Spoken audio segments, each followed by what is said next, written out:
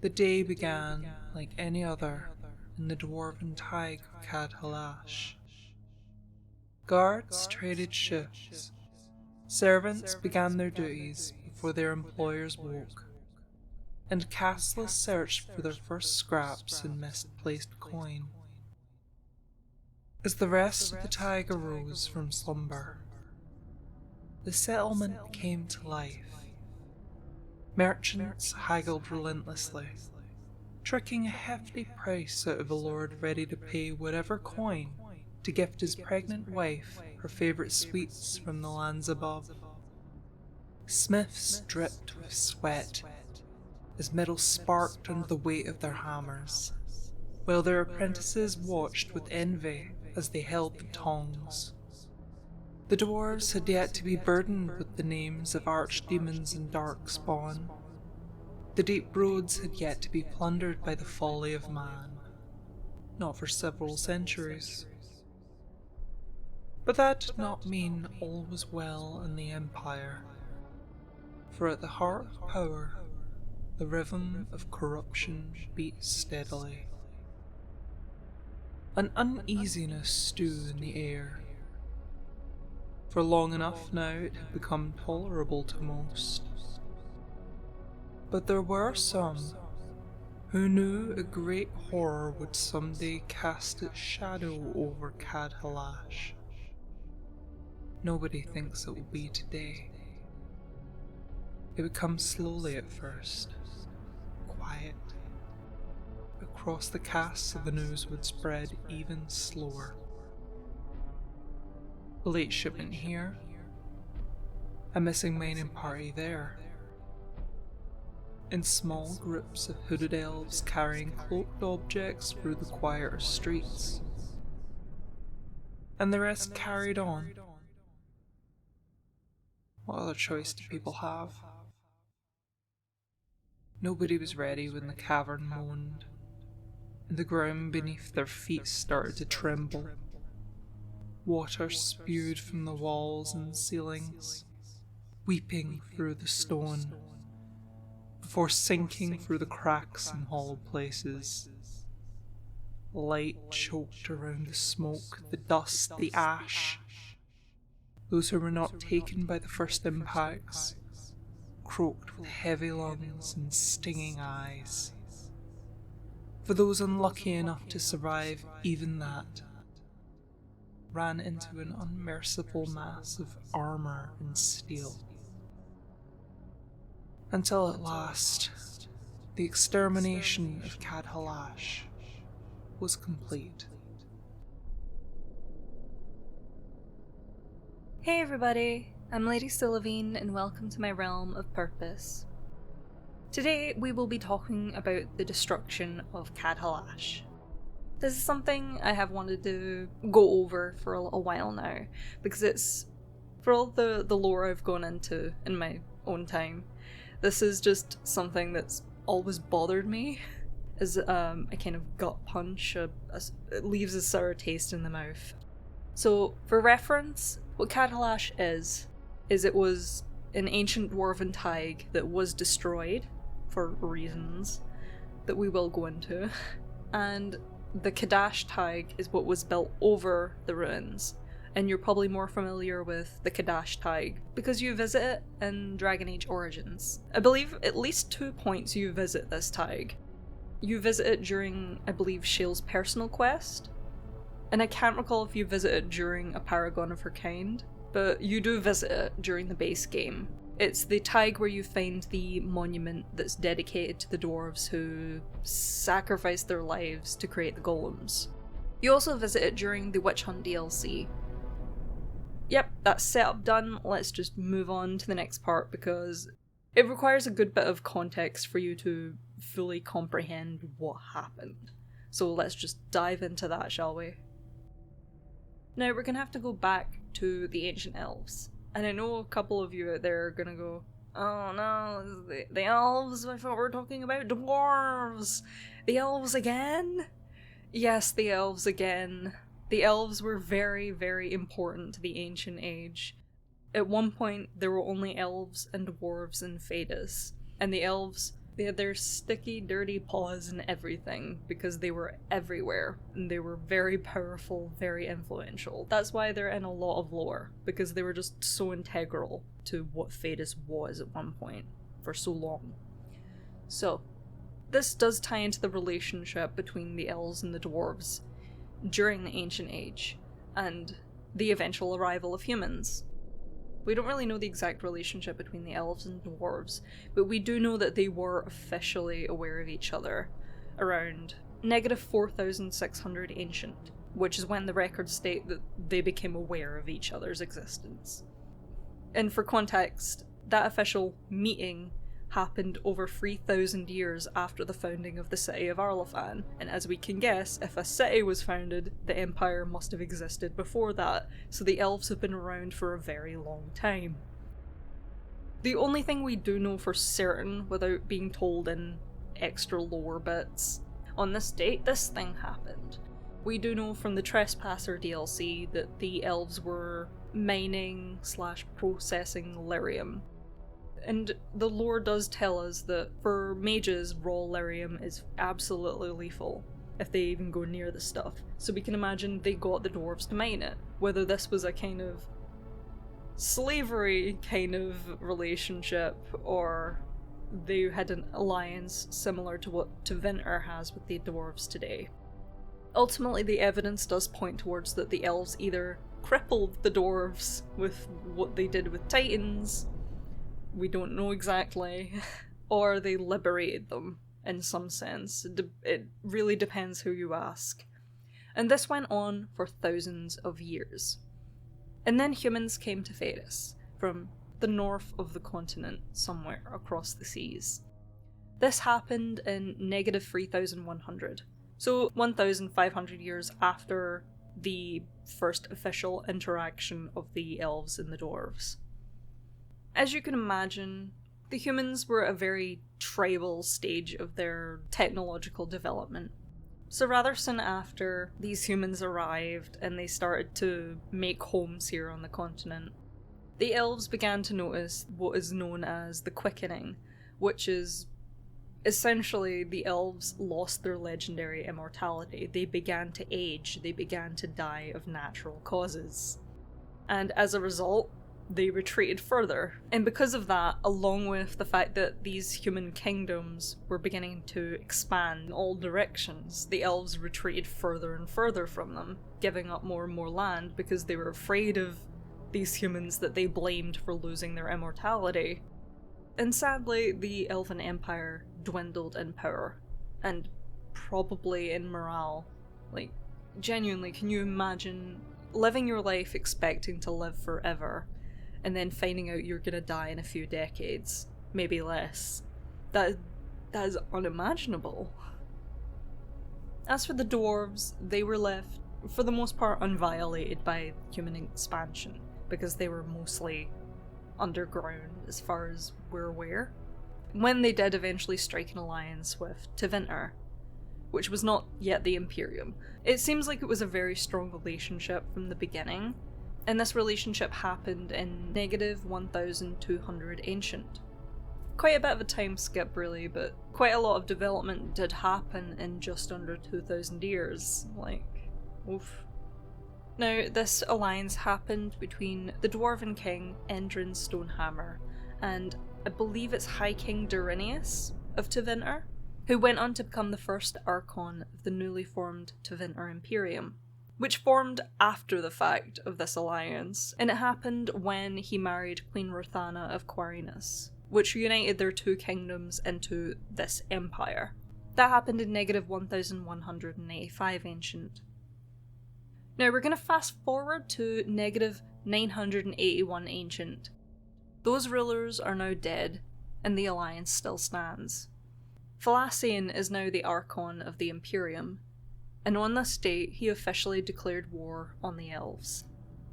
6 years later, in -975 Ancient, the capital city of the Elven Empire, Arlathan, is captured, and the remaining elves are either killed or enslaved. Some elves, however, managed to escape.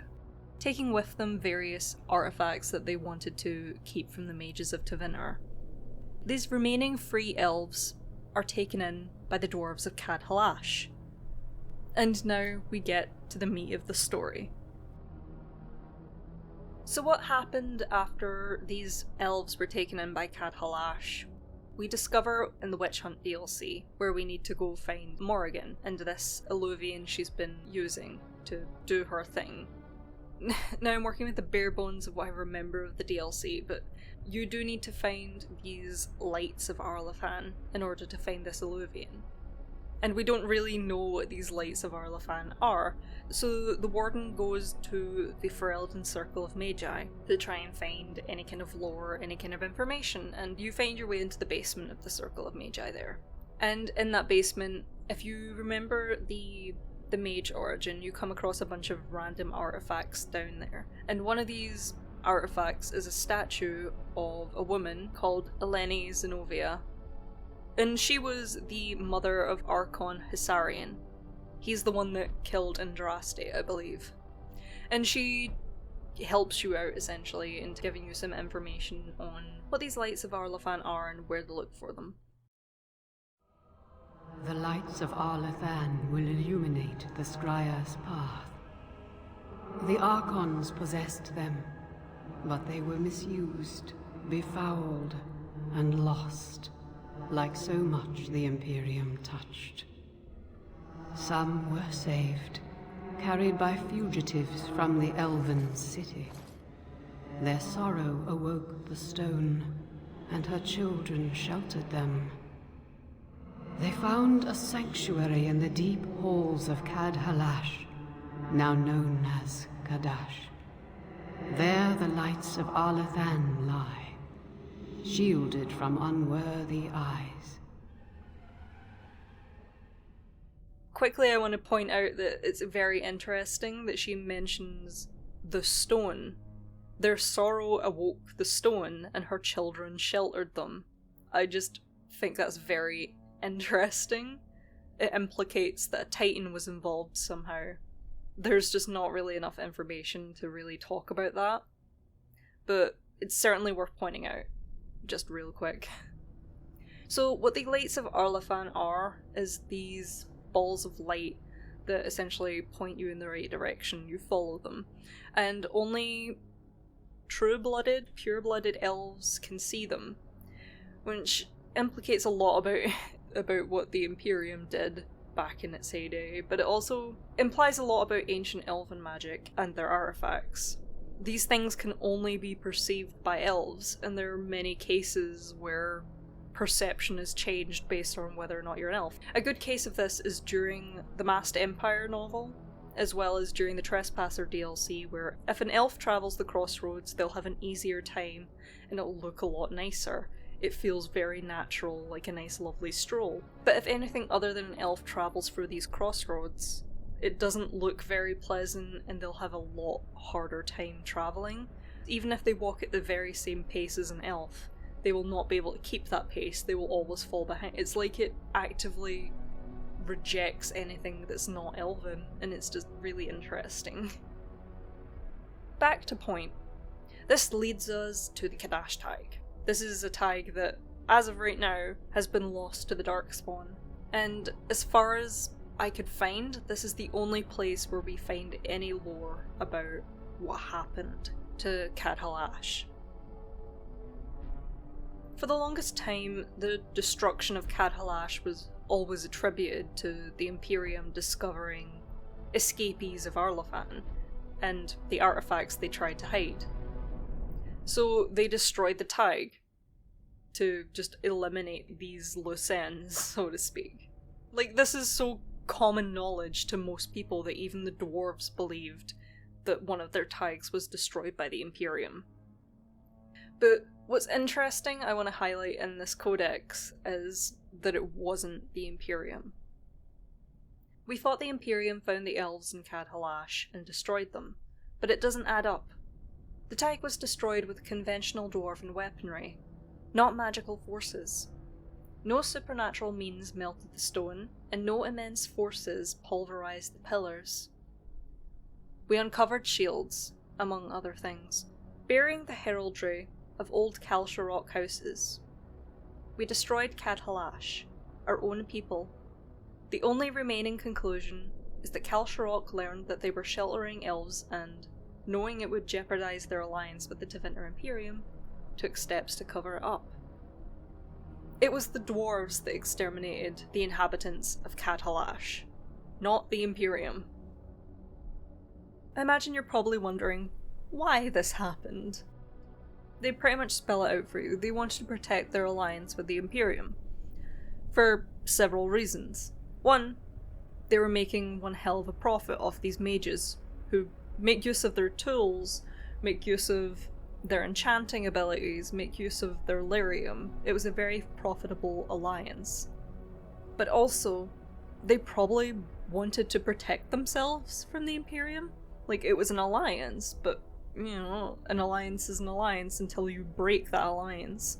And the humans just destroyed the elves. The reason I gave all that context in the beginning was to just highlight the fact that the elves once dominated the playing field, and their greatest city, that has existed for thousands of years, was just destroyed in 6. Gone. The Empire destroyed, everyone's either dead or enslaved. The dwarves must have been shitting themselves. I imagine they didn't want what happened to the elves to happen to them. These humans are so short-lived, so new to Thedas, and they've essentially just spread and developed so insanely fast. It's more than a little intimidating. I imagine the dwarves didn't want what happened to the elves to happen to them. Hence what happened at Cad'halash, however tragic and horrific that was. So that's the story of what happened to Cad'halash. And before we finish up, I want to give a few more thoughts. I say thoughts, there are just extra bullet points that didn't really fit into the other categories in the rest of the video. So yeah, here are those thoughts. 1. This story could be an explanation for why we find underground elven ruins, among other reasons. Perhaps there are other Thaigs that took in these survivors of Arlathan. They took in ancient elves. Consider, for example, the ruins you find in the Dalish elf origin for Dragon Age Origins. There was an Eluvian down there, and they were completely puzzled why there was so much elven stuff down there, including a statue dedicated to Falun Din, as well as an Eluvian. So I'm tempted to theorize that other dwarven Thaigs took in these elves. It makes sense in my head. I want to acknowledge the fact that there are other reasons for elven ruins within the lore. The easiest examples to come to mind are the Trespasser DLC when you find the Lyrium Processing Center, and the... I don't want to spoil this one because it's a good read. In the Horror of Hormak, you find a very good reason as to why there were elven ruins underground. Let's say that. 2.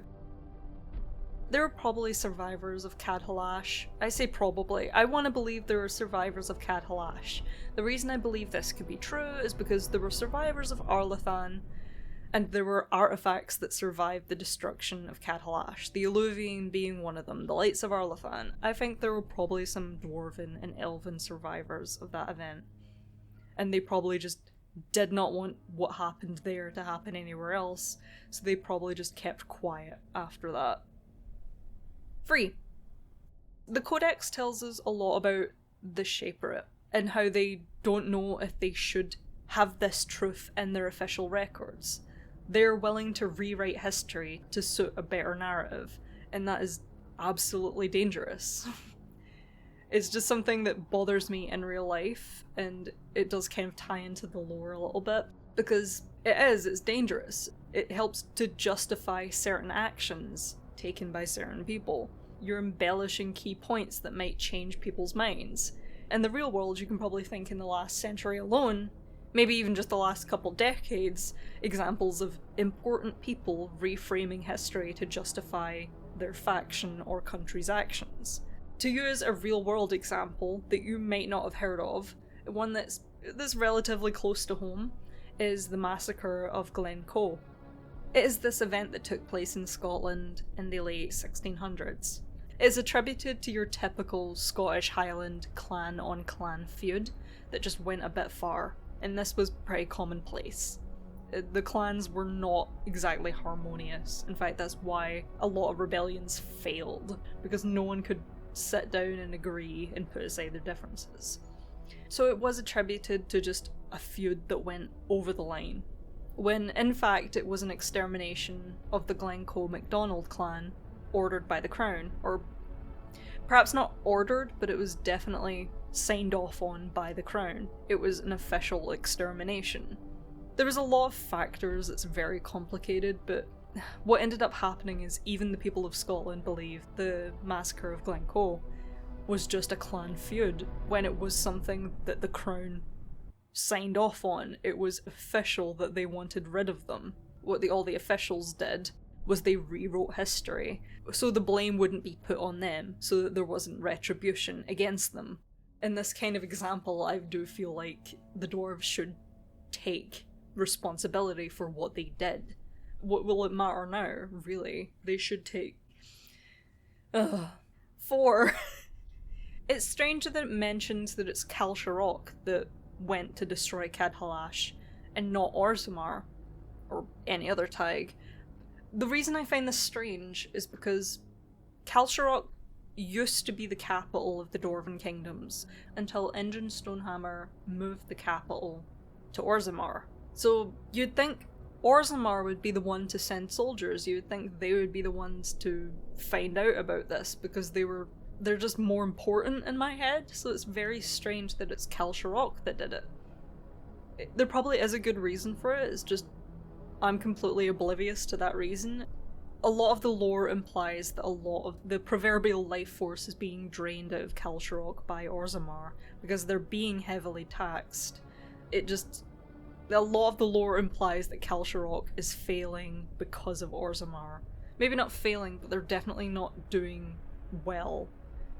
It feels like Kal Sharok has been wronged several occasions by Orzammar in the lore, and it's just strange that they're the ones to do this, and I feel like there's probably an extra story behind that doesn't exist, and that bothers me, because in my head I'm making it up, and I'm like, that's not canon though, is it?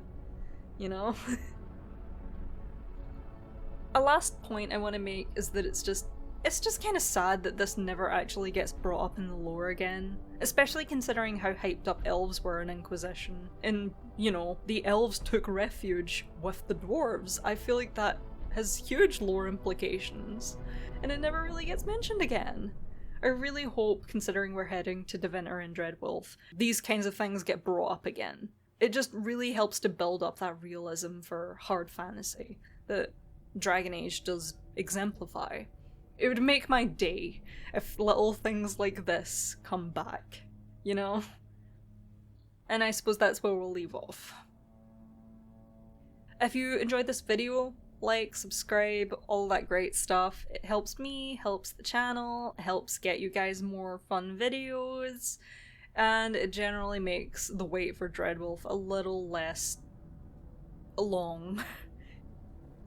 That's all I've got for today, guys. Thank you so much for watching, and have a great day!